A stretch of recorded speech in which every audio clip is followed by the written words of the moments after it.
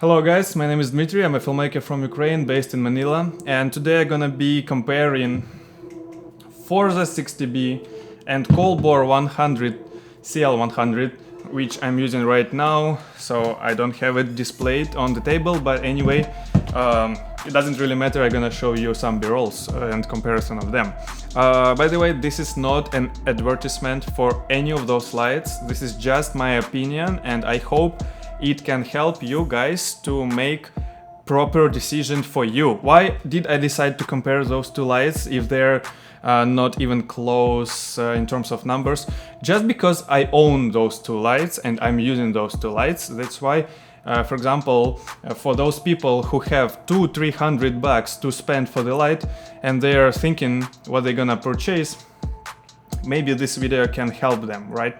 Okay, FORZA and COLBOR, they looking actually very similar. What the main difference? What you can notice just from the first look? Nanlite built of metal. It feels so sturdy, it feels so high quality. I really like it, and the attachment, everything is sturdy.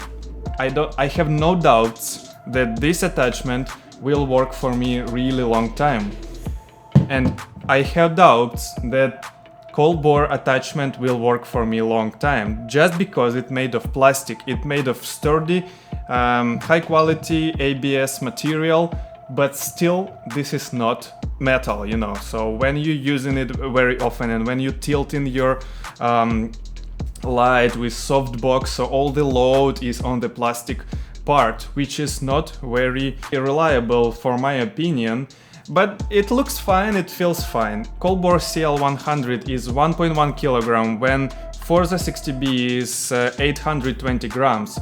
Not a huge difference in terms of weight, but COLBOR is almost double power, so it's 100 watt, but it can do 120 watt for a limited amount of time, which is turbo mode, I think for 1 minute or 2 minutes. For FORZA it's 60 watt. So while CL100 can give you up to 10,000 lux on 1 meter distance, FORZA 60B can give you 5,560 lux for 1 meter away from the light. There is a huge difference in speed of boot up. So FORZA is way slower. When you turn on your COLBOR, it turns on instantly, just in 1 second. For the FORZA you have to wait few, like 3 to 4 seconds, maybe 5, I don't know, but there is a delay, which I don't really understand and I don't really like it, but it doesn't really matter much on the shoot. Still not very enjoyable. Also, I mentioned in my review of COLBOR, you can hear the ultrasound, I think it drossels or fan, when you're using like turbo mode or when you're using it 100% and it reaches a certain temperature in of the light, then you can start hearing this like ultrasound. For the nanlite there is no issues. Then both lights can be powered by V-mount, but for example, if I would need to go with V-mount to keep the light portable, I would prefer this light just because it's way smaller, and you can attach here softbox, like the native softbox for the 60B is 60 centimeters diameter, and for COLBOR there is no native softbox. They comes in a package basically in same conditions, but COLBOR has remote control. For nanlite you can purchase your remote control separately.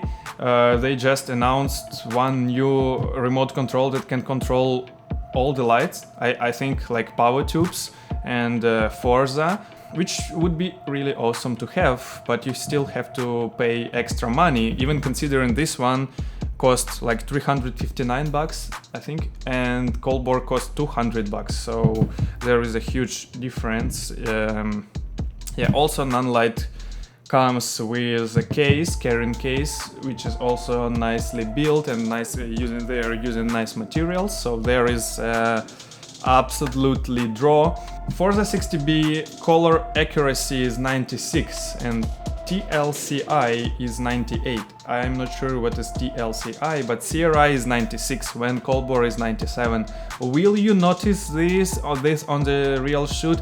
No, never. Color temperature range is absolutely same from 2700 to 6500 kelvins, on both lights. Yeah, we had few shoots. I was using nanlite FORZA for a lot of shoots already, and I have a dedicated review of this light. By the way, I have a dedicated review of COLBOR, just recent review, and just check it right here if you want to know more. Conclusions, what I can say and what I would recommend to other filmmakers like me. I'll be honest, I really love nanlite overall, for the quality, for the output, for the service, their materials and their products. It's very pleasant to use.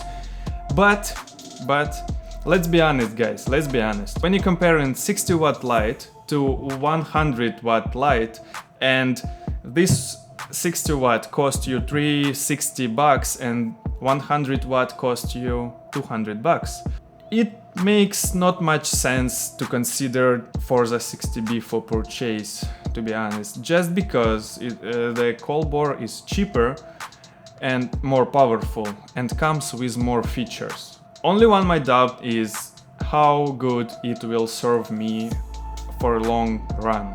We'll see. I cannot say for now, but I'm using it for maybe more than a month, and I have no issues with COLBOR except remote control that I mentioned, and except this ultra noise sound that sometimes is happening. Right now I'm using the light on 35% of power, and by the way, I'm sorry for this exposure jumping. I'm just using my phone on auto settings just to keep me always in focus. Yeah, this is my conclusion. Both lights are great, really great. I'm gonna use them, both of them, or every my shoot. I'm enjoying using them. But if you're limited on budget and if you want to have the most out of your amount of money, I think you already understood what I mean. Thank you guys for watching. If you have any questions, any suggestions, let me know. By the way, I just purchased new laptop, which is my workstation right now, and I purchased VR headset Oculus Quest 2. So if you want to see some content related to virtual reality, not to camera equipment, not to lights and all the stuff, let me know. I'm just thinking about starting to produce some like gaming content or content related to VR, just because I'm really enjoying it so much that every time I have so much emotions, and I really want to show those emotions to you. If not, it's fine, I'm gonna post it anyway. See you.